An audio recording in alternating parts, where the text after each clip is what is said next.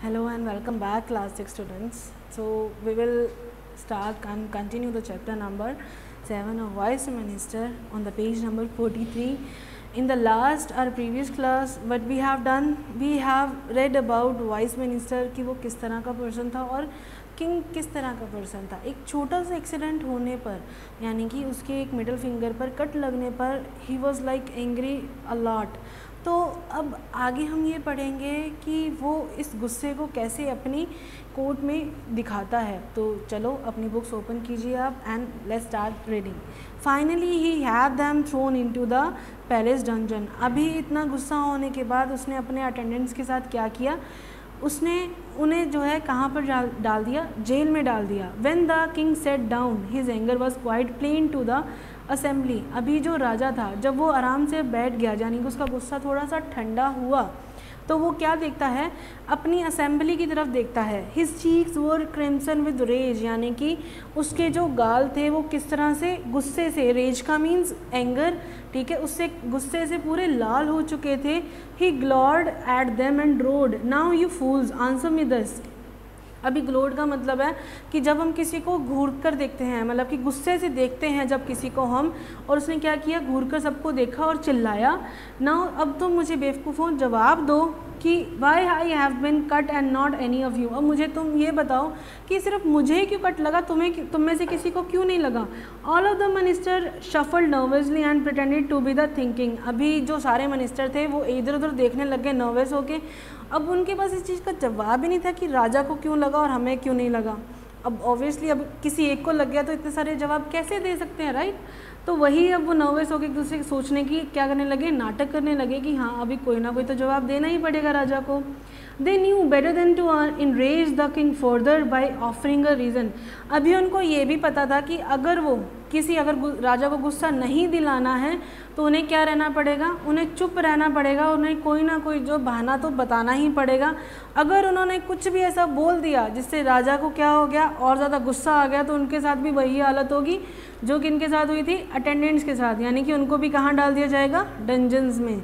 तो वो क्या करते हैं आगे से, however they to answer this question. अभी यहाँ पर ये क्वेश्चन हमसे पूछा गया है कि वो भी इस चीज़ का जवाब कैसे देंगे राजा को। The king looking directly to old Tirumala repeated the question. अभी क्या है, उसका ध्यान जो है सारे मिनिस्टर से हटकर किस पर जाता है, तिरुमाला पर जाता है, और उसका क्वेश्चन सेम ही रहता है। वो यही पूछता है कि well your highness replied the minister. अभी वो आगे से जो तिरुमाला क्या जवाब देता है कि महाराज, ठीक है, it is for your own good. आगे से उसका सेम रिप्लाई आता है कि महाराज ये जो भी हुआ आपके अच्छे के लिए हुआ है। Everything happens for your own good indeed quite frankly it's for. इतना ही वो बोलता है, यानी कि महाराज ये जो भी हुआ है, अगर मैं आपको सही भाषा में, अगर सही लैंग्वेज में अगर मैं आपको आंसर दूं बिना किसी मतलब कि इधर उधर की बात किए बिना, तो इसका सिर्फ यही आंसर है कि ये जो हुआ है आपके अच्छे के लिए हुआ है। वो अगर दोबारा ये बात बोलता, इससे पहले क्या होता है कि राजा जो उसको चुप करवा देता है। You dull old parrot scream the king. अभी वो कहता है कि बेवकूफ़ पुराना तोता क्या कि उसको बुलाता है। Your words means nothing. तुम्हारे ये वर्ड्स कुछ भी नहीं कह रहे हैं, इनका कोई मतलब ही नहीं है। दे आर जस्ट वर्ड्स, ये सिर्फ वर्ड्स ही हैं। And you can think about them when you join an attendants in the dungeons. अभी वो क्या कहता है कि तुम इसके बारे में तब सोचोगे जब तुम भी दो दरबारी गए हैं डंजन्स में रहने के लिए, तुम्हें भी मैं वहाँ पर भेज दूंगा जब। Furiously the king turned to a guard who stood quacky nearby and ordered him to escort the old man away. तो वो क्या करता है, वो गुस्से से अपने दरबार यानी कि जहाँ पर उसका जो एक और दरबारी खड़ा था उसके पास में ही, ठीक है, उसकी तरफ मुड़ता है, ठीक है, और उसको ऑर्डर देता है कि तुम में से भी जो है ये जो बूढ़ा सा आदमी खड़ा है इसको भी तुम कहाँ पर जाके बंद कर दो, डंजन में। As the old minister was departing, the king shout, "Old man, you will remain in the dungeon until your words can be proved." अभी जो जैसे ही वो पुराना जो दरबारी मंत्री जा रहा था, ठीक है, तो इतने में ही राजा चिल्लाकर बोलते हैं कि बूढ़े आदमी तुम तब तक जेल में रहोगे जब तक तुम्हारे ये वर्ड्स सही नहीं हो जाते हैं। डू यू अंडरस्टैंड, समझ आ गया है तुम्हें। Old Trimala nodded sadly. वो बेचारा बहुत ही दुखी होकर अपना सिर हिला के चला जाता है। In a choked and a feeble voice, यानी कि बहुत ही वो प्यार से यानी कि शांत वाली लैंग्वेज में बोलता है, आवाज़ में, कि I understand your highness, it is for my own good that I am being locked up. अभी यहाँ पर मुझे समझ आ चुका है, त्रिमला कहता है महाराज ये जो भी हो रहा है मेरे अच्छे के लिए हो रहा है। Trimala only just manage to avoid being hit by one of the king's shoes which came hurting through the air. अभी दोबारा राजा को ये बात सुनकर मतलब उनको और ज़्यादा गुस्सा आ जाता है और त्रिमला बेचारा बच जाता है। उसको जो है मतलब कि शूज़ जो है क्या करता है, राजा अपना एक शूज़ जो है उसकी तरफ फेंकता है और ये तो अच्छा हुआ कि त्रिमला को वो शूज़ नहीं लगता है। The debate never took place, the king stormed out and the embarrassed visitors and minister departed too. अभी क्या हुआ, जो डिबेट होने वाली थी वो हुई ही नहीं और जितने भी जो किंग था वो क्या हुआ, गुस्से से बाहर निकल गया और जितने भी विजिटर्स आए हुए थे और जितने भी मिनिस्टर थे वो शर्मिंदा हो गए, क्या हो गए, वापस चले गए। Soon after this shocking and unpleasant incident the king return to his old form but he had completely forgotten about his old minister. अभी जैसे ही ये इंसिडेंट ख़त्म हो गया, यानी कि इतना बड़ा जो इंसिडेंट हुआ था, ठीक है, छोटी सी बात जो इतनी बड़ी बन चुकी थी, वो जैसे ही ख़त्म हुई तो वो क्या हो गया, अपने दोबारा उसी फॉर्म में आ गया था, यानी कि वो बिल्कुल जो है क्वाइट हो गया था, उसको कोई गुस्सा नहीं था। लेकिन वो अपने ओल्ड मिनिस्टर के बारे में क्या था, पूरी तरीके से भूल चुका था कि उसने उसको डंजन में बंद कर दिया है। It was a case of out of sight out of mind, old Trimala was still locked away.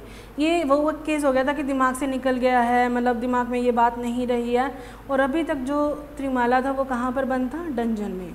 Next हम पढ़ रहे हैं, then one day the king was reminded of old Trimala. अभी एक दिन जो है राजा को अचानक से याद आता है कि त्रिमला तो अभी तक भी जेल में बंद है। I can not let him out said the king in his most Regal and stubborn manner. अभी ऑब्वियसली वो राजा था तो वही उसको अपना मतलब एटीट्यूड तो होगा ही ना कि मैं उसको बाहर नहीं निकालूंगा, कुछ मर्जी हो जाए। स्टबर्न का मतलब होता है जिद्दी वाला जो स्वभाव था उसका। Until his words are proved correct, जब तक उसके जो उसने वर्ड्स यानी कि जो सेंटेंस उसने कहा था जब तक वो सही नहीं हो जाता है मैं उसको बाहर नहीं निकालूंगा। The wound on my hand is still raw and infected. अभी जो घाव लगा हुआ है मेरे उंगली पर अभी तक वो जो है भरा नहीं है और अभी तक वो इन्फेक्टेड है। Was this for my own good? Bah, still it's not going to stop me for going hunting in the forest tomorrow. क्या ये जो मतलब मुझे कट लगा है, वो अपने आप से पूछता है कि ये जो कट लगा है क्या वो सच में मेरे अच्छे के लिए है। फिर वो कहता है वो बार का मतलब है कि मतलब एक उसको अजीब सा रिएक्शन देना।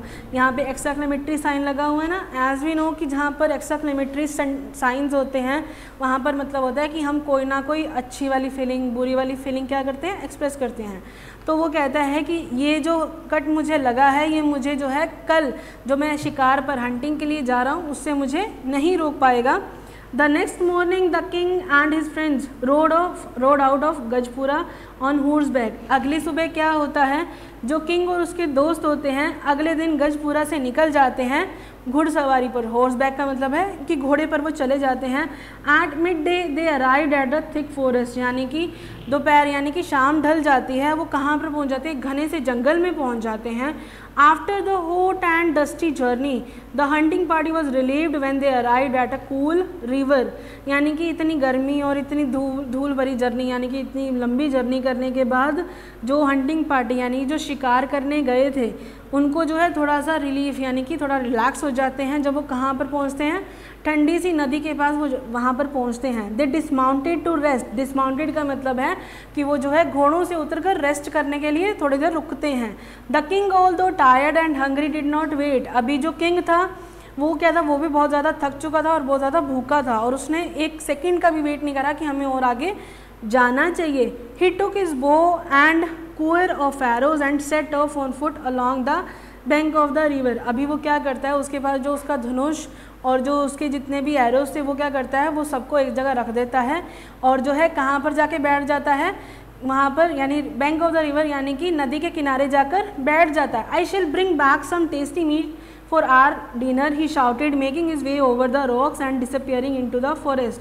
अभी वो चिल्लाकर क्या बोलता है कि मैं अभी सबके लिए ना एक बहुत शानदार जो है खाना लेकर आता हूँ, ठीक है। और वो जो है अपने रास्ते चल जाता है और क्या कर जाता है, फॉरेस्ट में यानी कि जंगल में कहीं जाकर खो जाता है। अभी क्या होता है कि half an hour later the king felt tired. अभी ये आधे घंटे के बाद जो राजा था वो क्या थक जाता है। The forest was quite, the birds and animals were resting. अभी फॉरेस्ट में क्या सीन चल रहा था कि जो फॉरेस्ट था वो वहाँ पर क्या जाता बिल्कुल शांत था और जो बर्ड्स और एनिमल्स थे वो भी क्या कर रहे थे, रेस्ट कर रहे थे, कोई हलचल नहीं थी वहाँ पर। The king had been in the scorching sun all morning and his injured finger throbbed and ached from holding his horse reins. अभी क्या होता है, जो किंग था, ठीक है, यानी कि इतनी गर्मी, यानी कि इतना जलता हुआ सूरज था। स्कॉर्चिंग का मतलब है कि जब आपको बहुत ज़्यादा सीधी डायरेक्ट रेज पड़ती हैं सन की, तो उसकी बात हो रही है। तो उसकी जो उंगली पे कट लगा हुआ था वो अभी क्या करने लगा था, दर्द करने लगा था सारा दिन हॉर्स की जो है हॉर्स को सारा दिन पकड़े रहने के कारण। He set down on a large flat rock that slope towards the river. अभी क्या था कि वो एक जो है पत्थर की जाके बैठ जाता है रॉक पे, जो कि बिल्कुल रिवर के पास में था। The soft breeze and the gentle gurgling of the water made him drowsy. अभी जो ठंडी ठंडी हवा आ रही थी और क्या हो रहा था कि जेंटल गर्लिंग यानी कि पानी के जो मतलब बिल्कुल सॉफ्ट वॉइस होती है ना, वो उसके कानों में पड़ती है और उसको क्या हो जाता है, उसको नींद में डाल देती है। ड्रॉजी मतलब उसको बिल्कुल ही क्या कर देती है, अपने कहते हैं ना कि लेज़ी, आलसी हो जाता है वो बिल्कुल ही। He lay down and was soon lulled into a deep sleep. अब वो बिल्कुल उस पत्थर पे लेट जाता है और बिल्कुल गहरी नींद में वो सो जाता है। Suddenly the king was woken by a loud roar. अभी अचानक से जो है किंग जो है ज़ोर से दहाड़ने की आवाज़ आती है, उससे वो क्या उठ जाता है। He opened one eye and caught a glimpse of the yellow and black stripes what was unmistakably a tiger. अब वो क्या करता है, अपनी एक आंख खोलता है और वो क्या देखता है, ग्लिम्स का मतलब है कि उसकी आंखों में एक रोशनी पड़ती है, किस चीज़ की, येलो और ब्लैक स्ट्राइप्स की, यानी कि लाइंस बने हुए। वो क्या था, एक टाइगर था। अब हम नेक्स्ट अपनी क्लास में ये पढ़ेंगे कि अब किंग का रिएक्शन क्या होता है टाइगर को देखने के बाद, और जो त्रिमाला ने जो लाइन बोली थी उसको कि everything will happen for our own good, क्या ये बात सच हो पाएगी, तो हम ये अपनी नेक्स्ट क्लास में पढ़ेंगे। Till then I am just giving you questions, you have to do it in your notebook. Till then stay home, stay safe, thank you.